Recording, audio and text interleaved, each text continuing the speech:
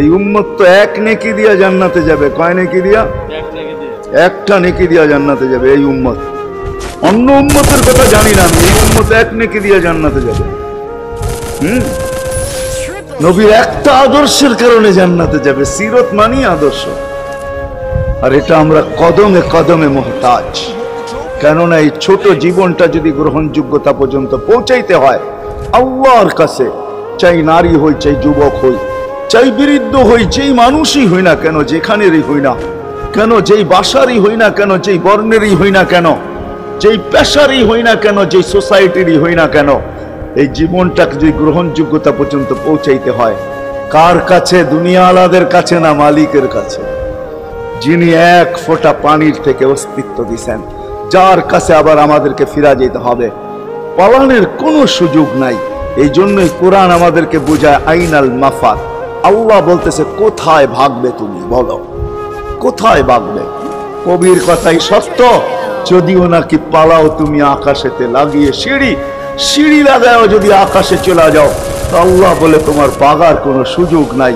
কেননা ইল্লা বিসুলতান, ওইখানেও আমার রাজত্ব, এইখানেও আমার রাজত্ব, ডাইনো আমার রাজত্ব, বামে আগে পিছে উপরে নিচে সর্বত্র আমার রাজত্ব। আমার রাজত্বের বাহিরে যাওয়ার ক্ষমতা তোমাদের নাই। দ্বিতীয় কথা এটো, আইনা আনা মাআকুম আইনা মা কুনতুম, যেখানে যাবে ওইখানে আমি সঙ্গে থাকবো। আমাকে দূর করতে পারবে না। যদি করো তাহলে তুমি থাকবে না, তোমার অস্তিত্বই থাকবে না। কেন আমাদের ভিতরে আল্লাহ নাই বটে, কিন্তু আল্লাহর একটা পাওয়ার আছে যেটাকে রূহ বলে। কুলির রূহ মিন আমরি রব্বি, আল্লাহর একটা পাওয়ার, একটা সিফত, সবচেয়ে শক্তিশালী পাওয়ার যেটা, ওটা আমাদের ভিতরে আল্লাহ ঢুকায় রাখছেন, যেটাকে আমরা রূহ বলি।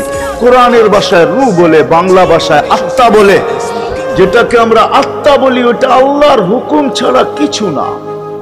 আল্লাহ বলে ওটা মনে করে নাও আমি তোমার ভিতরে আছি, কেন এটা আমারই জিনিস।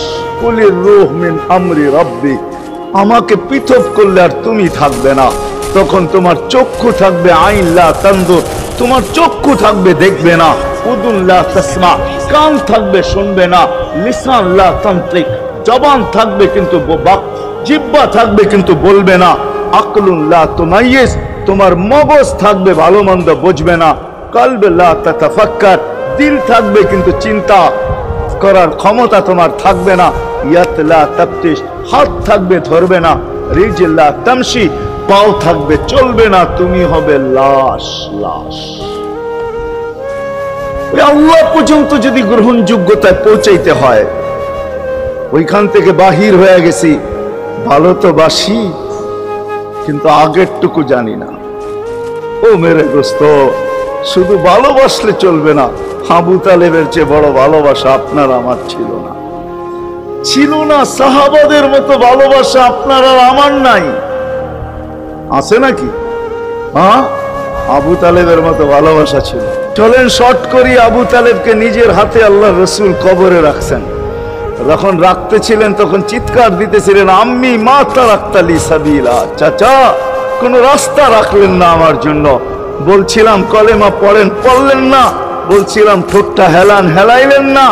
বলছিলাম চুপ থাকেন, তাও থাকলেন না।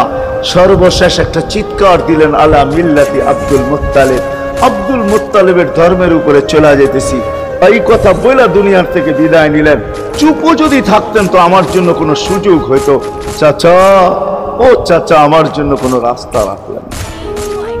ভালোবাসা কাজে দিবে না। এই জন্য চলেন, জীবনটাকে গ্রহণযোগ্যতা পর্যন্ত পৌঁছাইতে হইলে কদমে কদমে মুহাম্মদুর রাসূলুল্লাহর আদর্শ, যেটাকে আরবি ভাষায় সিরাত বলে।